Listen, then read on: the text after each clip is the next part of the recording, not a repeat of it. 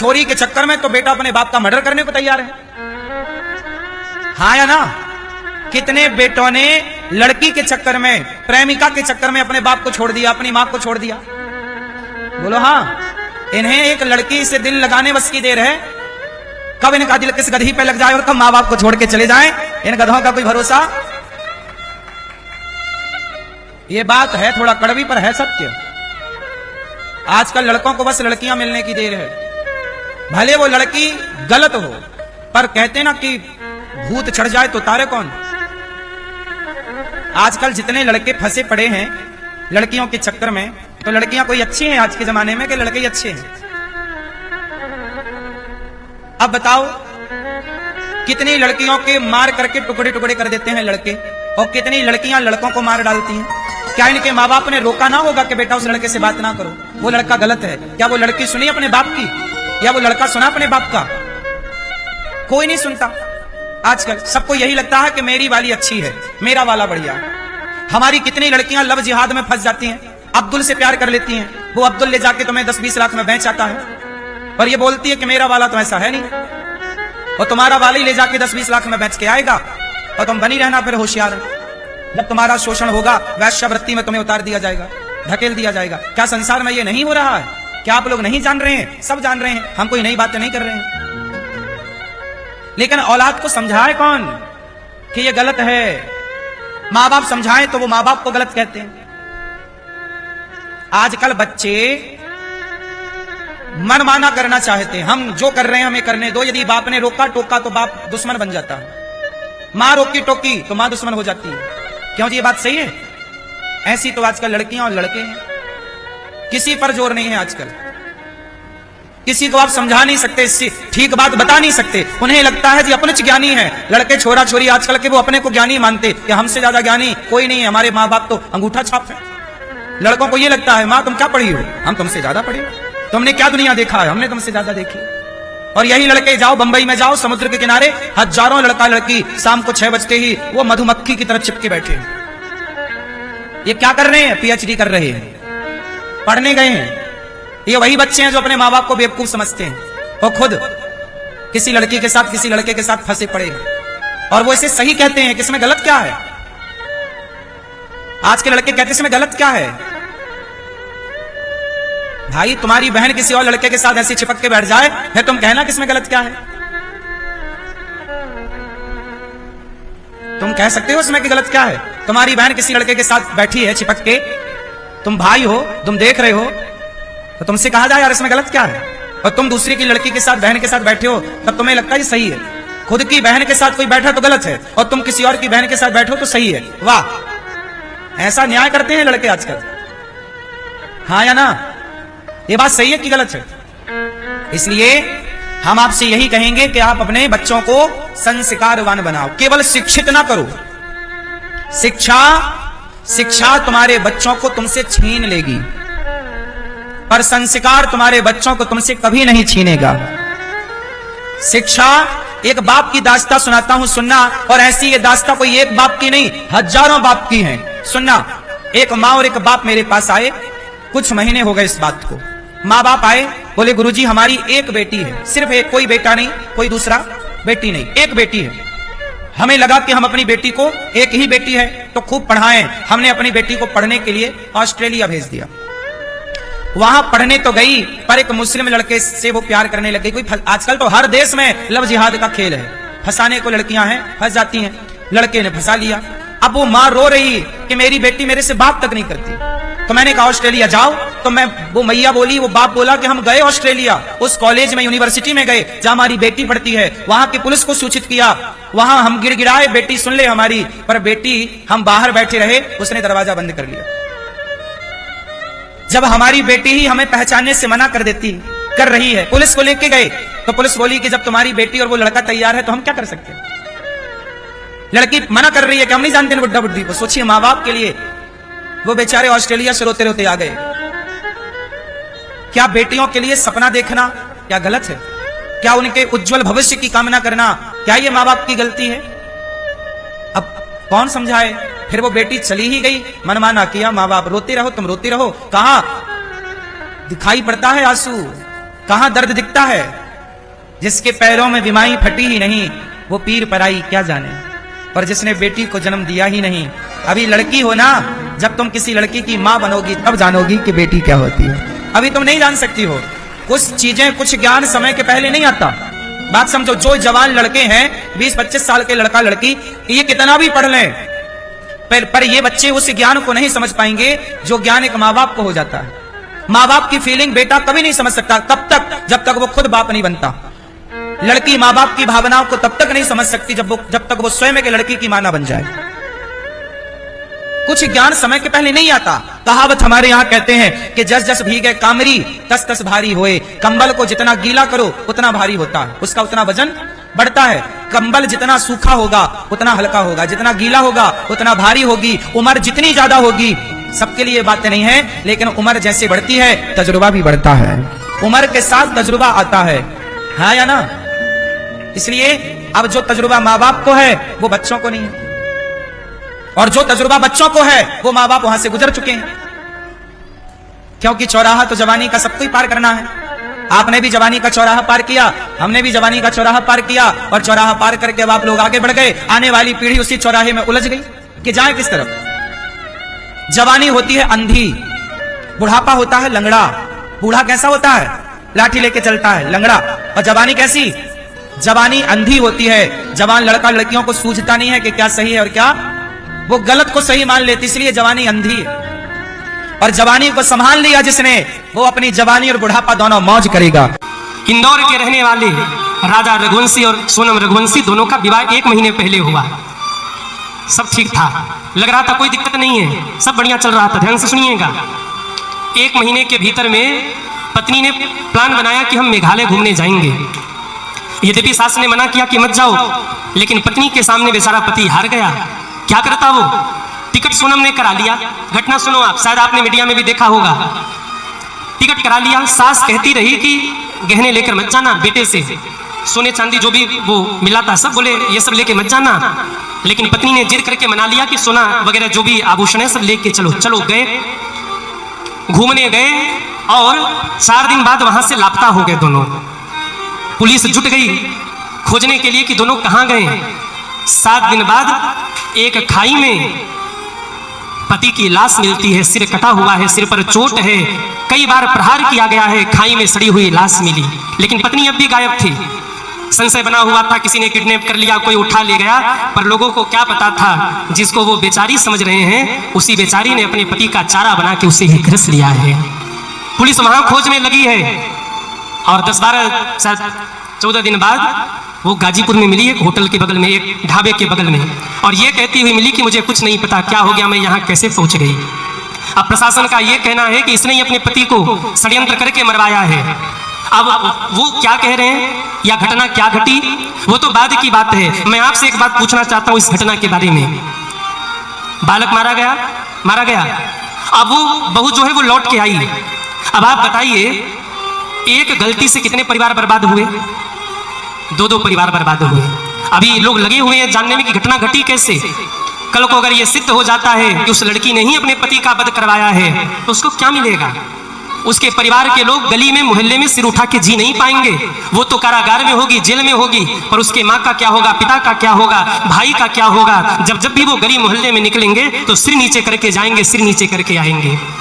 और फिर उस परिवार का क्या जिस परिवार का बालक छिन गया?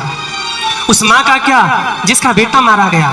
उस बहन का क्या जिसका भाई मारा गया? मैं नहीं जानता गलती किसकी है। जो प्रशासन कहेगी, जो मीडिया के लोग कहेंगे वही मान्य होगा। पर अभी तक तो यही कहा जा रहा है कि उस लड़की ने ही षड्यंत्र करके अपने पति को मरवाया। घटना चाहे जो, पर आप जरा इसको बड़ी गूढ़ता के साथ समझिए। वो महिला तो 1 सलाखों के पीछे होगी, पर राजू की आत्मा उससे चीख चीख करके यह पूछ रही होगी कि तुम्हारी क्या गलती थी? केवल इतनी सी गलती थी कि माँ की बात को मानकर विवाह किया। केवल इतनी सी गलती थी कि पत्नी की बात को मान करके घूमने मेघालय चले गए। केवल इतनी सी गलती थी कि उस लड़की के साथ उसने 7 फेरे ले लिए। उसे नहीं पता था कि जिस शादी के बंधन में वो बंधने जा रहा है वो कोई शादी का बंधन नहीं है, वो तो उसके मौत का बंधन है जो उसके घर परिवार को उजाड़ करके रख देगा। उसे नहीं पता था कि मुस्कुराते हुए जिस पत्नी के मांग में वो सिंदूर भर रहा है, वो मांग में सिंदूर नहीं भरा जा रहा, सिंदूर के नाम पर तुम्हारे मृत्यु का तिलक किया जा रहा है। उसे नहीं पता था ये, पर घटना घट गई। मैं मूल में जाऊं, घटना क्यों घटी, ये कथा सुनाने का उद्देश्य मेरा आपको क्यों है। मैं तो शिव महापुराण कथा करने बैठा हूं, जगत के प्रपंच से मुझे क्या लेना देना। लेकिन मैं ये बात आपको इसलिए कह रहा हूं कि आज जो घटना उस परिवार में घटी, कल को कहीं हमारे आपके परिवार में न घट जाए, इसलिए मैं आपको सावधान कर रहा हूं। अरे भाई, तुम्हें नहीं पसंद था तो तलाक ले लेती, तुम्हें नहीं पसंद था तो लड़के झगड़ के शादी के लिए मना कर देती, कह देती हमें पसंद नहीं है रिश्ता। पहले तो विवाह किया, दूसरे षड्यंत्र किया, तीसरे ऐसे स्थान पर ले जाके मारा जहां कोई पकड़ ही ना पाए। और जब प्रशासनिक टीम बैठी तो गाजीपुर कैसे आ गई और कहती मुझे तो कुछ पता ही नहीं है। खैर कुछ भी हो, घटना क्यों घटी ये सोचिए। अगर उस लड़की ने सत्संग किया होता, कथा सुनी होती, संतों का सेवन किया होता, ये संतों के मुख से सुना होता कि पत्नी का धर्म क्या होता है, तो आज राजू की लाश उस खाई में नहीं मिलती, आज दोनों पति पत्नी अपना सुखमय जीवन जी रहे होते। लेकिन गलती बस यहां से हो गई कि माँ बाप ने पढ़ाया लिखाया तो, पर उन्हें संस्कार नहीं दिया। माता पिता ने पढ़ाया लिखाया तो, पर उन्हें सत्संग से नहीं जोड़ा। यहां जितने माँ बाप बैठे हैं इस घटना को देख करके, और ये एक घटना नहीं है, पिछले कुछ महीनों से 10 घटनाएं मीडिया में ऐसी आई हैं। हमारे पत्रकार बंधु लोग बैठे हैं, 10 सूचना ऐसी आई हैं कि पत्नी ने कहीं ड्रम में पैक कर दिया, कहीं चाय पिला के जहर पिला के मार दिया, कहीं छत से धक्का दे दिया, कहीं पहाड़ी से मार के गिरा दिया। ये 10 घटनाएं आई हैं। क्यों घट रही ये घटनाएं? क्योंकि हम जीवन जीने के लिए सुख सुविधा का उपयोग कर रहे हैं। उपासकों की जो संसार में जीवन धारण करके प्रियालाल के गुण गाकर जीते हैं, उनका जीवन ही है भगवत चर्चा सुनना, भगवत चर्चा करना, भगवत नाम जप करना, भगवत सेवा। तो उनके नेत्रों में प्रियालाल प्रकाशित हो जाते हैं। जुगल जस गाए गाए जी जय।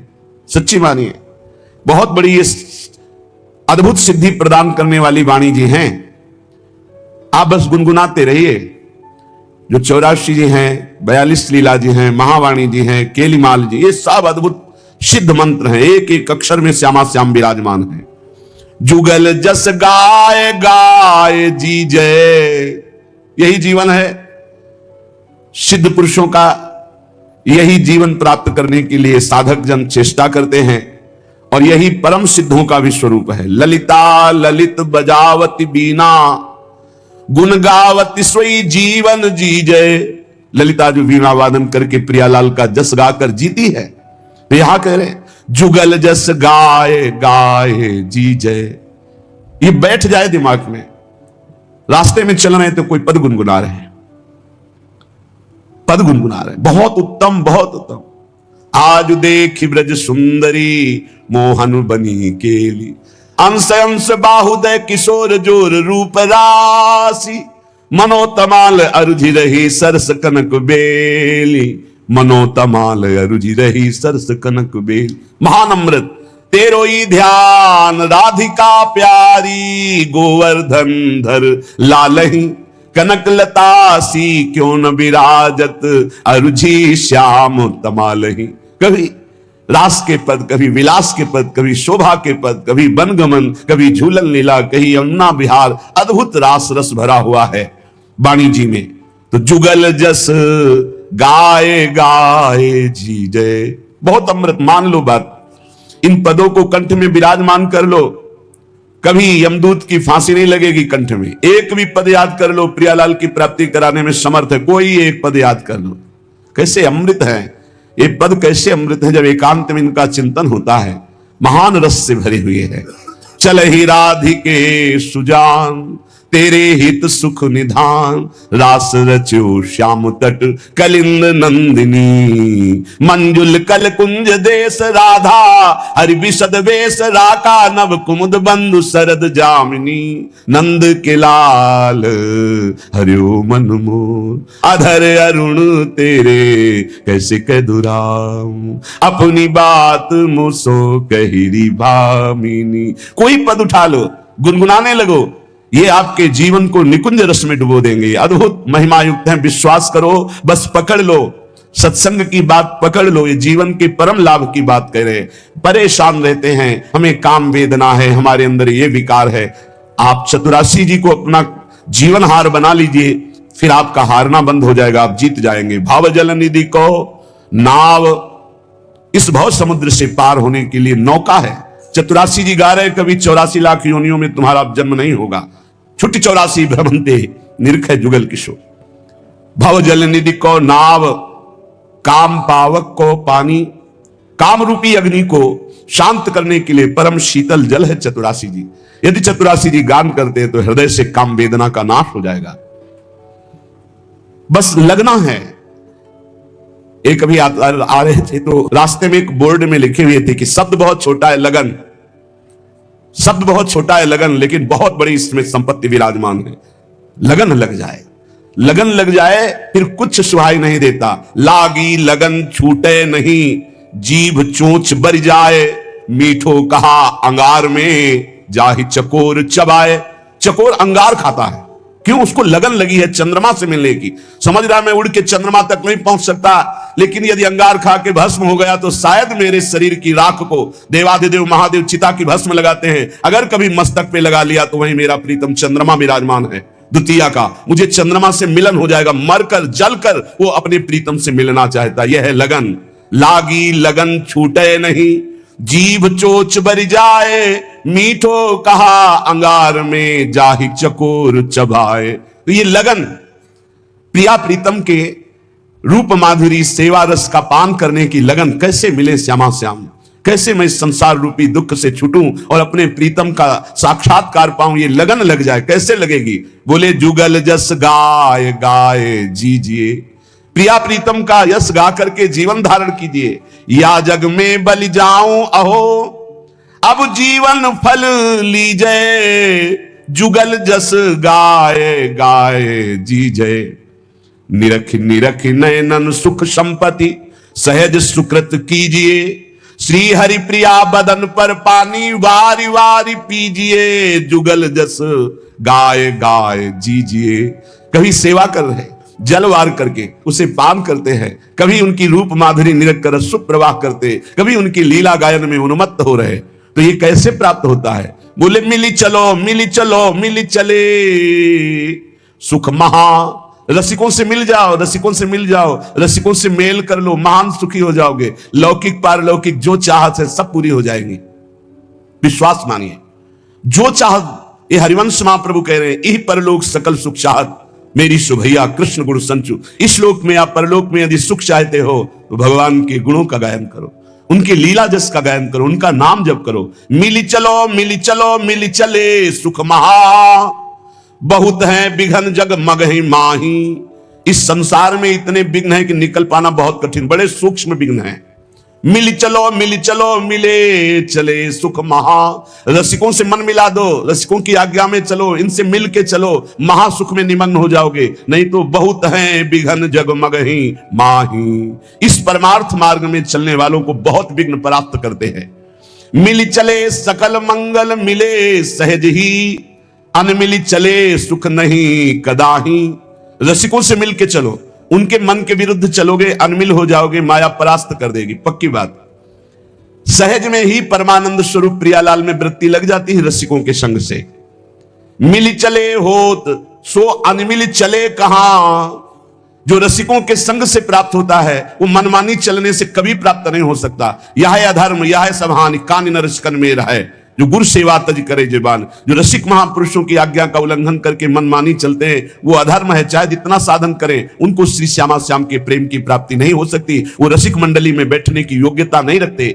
मिली चले होत सो अनमिली चले कहां, फूटते होत है फटफटाही। केवल फड़फड़ाते रहो, कुछ नहीं कर पाओगे यदि रसिकों का संग नहीं है। श्री हरि प्रिया जू को यह परम पद पावनो, अति दुर्लभ महा सुलभ नाही। ये प्रिया प्रीतम का पद बड़ा दुर्लभ है, सुलभ नहीं। सुलभ उसी को है जिसने रसिकों का संग पा लिया, रसिकों के संग मिल करके चल रहे हैं। विधि निषेध आदिक जिते, कर्म धर्म तजिता, प्रभु के आश्रय आवही सो कहिए निज दास। जो न शास्त्र के विधि निषेध की परवाह करते हैं, न कुल रीत की परवाह करते हैं, एकमात्र श्यामा श्याम के अनन्य उन्हें निज दास कहते हैं। जो को प्रभु के आश्रय आवे सो अन्याश्रय सब छिटकावे। विधि निषेध के जे जे धर्म, तिनको त्याग रहे निष्कर्म। झूठ क्रोध निंदा तज देही, बिना प्रसाद मुख और न लेही। प्रिया प्रीतम के जो निज दास हैं उनके क्या आचरण है? बोले वो केवल अपने प्रभु श्यामा श्याम के आश्रित रहते हैं, अन्य आश्रयों को त्याग देते हैं। शास्त्र के विधि निषेध के अनुसार नहीं, वो रसिकों की वाणी के अनुसार चलते हैं। वो निष्काम धर्म के ऊपर प्रेम धर्म में विराजमान है। रसिकों का संग करने वाले उपासक को झूठ का त्याग कर देना चाहिए, झूठ नहीं बोलना चाहिए, क्रोध नहीं करना चाहिए, निंदा नहीं किसी की करनी चाहिए, ना सुननी चाहिए, और बिना भगवद अर्पित किए पानी और एक कण भी अन्न मुंह में नहीं जाना चाहिए। पानी भी जाए तो प्रसादी जाए, अमनिया नहीं, और एक भी कण अन्न जाए तो प्रसादी जाए, अमनिया नहीं। झूठ क्रोध निंदा तज देही, बिना प्रसाद मुख और न लेही। सब जीवन पर करुणा राखे, कबहू कठोर वचन नहीं भाखे। सब जीवों पर दया करुणा का भाव हृदय में, सबका मंगल हो, किसी से कभी कठोर वचन नहीं बोला। ऐसे मन माधुर्य रस माहि समूवे, घरी पहर पल वृथा न खोवे। ऐसा मन जो झूठ नहीं बोलता, जो क्रोध नहीं करता, किसी की निंदा नहीं सुनता, किसी की निंदा नहीं करता, बिना भगवद अर्पित किए श्यामा श्याम को अर्पित किए न पानी पीता है, न अन्न पाता है, उसी का मन महामाधुर्य रस में डूबता है। एक क्षण भी व्यर्थ मत जाने दो, बहुत कीमती जीवन है। हर समय सतगुरु के मार्ग पग धारे, हरि सतगुरु बिच भेद न पारे। ये द्वादश लक्षण अवगाहे, तेजन परा परम पद चाहे। जो परम पद का अधिकारी श्री श्यामा श्याम के चरणों का होना चाहता है, उसे अपने सदगुरुदेव के मार्ग में ही कदम बढ़ाने चाहिए। हरि और सदगुरुदेव में भेद नहीं है। जिसके अंदर ये 12 लक्षण होते हैं वो प्रिया प्रीतम का निज दास कहलाता है। जो ऊपर बताए गए, पहला अन्य आश्रय त्यागी, अनन्याश्रय विधि निषेध त्यागी, नाना प्रकार के कर्म फल त्यागी, झूठ त्यागी, क्रोध त्यागी, निंदा त्यागी, और अपने देही का राग त्याग करके भगवत प्रसाद रूप ही जल और भोजन लेना, सब जीवों पर करुणा करना, कभी कठोर वचन ना बोलना, और माधुर्य रस में डूबे हुए लीला गायन करना, एक पल भी कभी भगवान नाम ना भूलना, सतगुरु के मार्ग पर चलना, उनकी आज्ञा अनुसार चलना, हरि और सदगुरु को समान भाव से चलना। ये द्वादश लक्षण अवगाहे, तेजन परा परम पद चाहे। वो परा परम पद का अधिकारी हो जाता है, उसके हृदय में भगवत प्रेम प्रकाशित हो जाता है। श्री हरिप्रिया जी कहते हैं, उपासक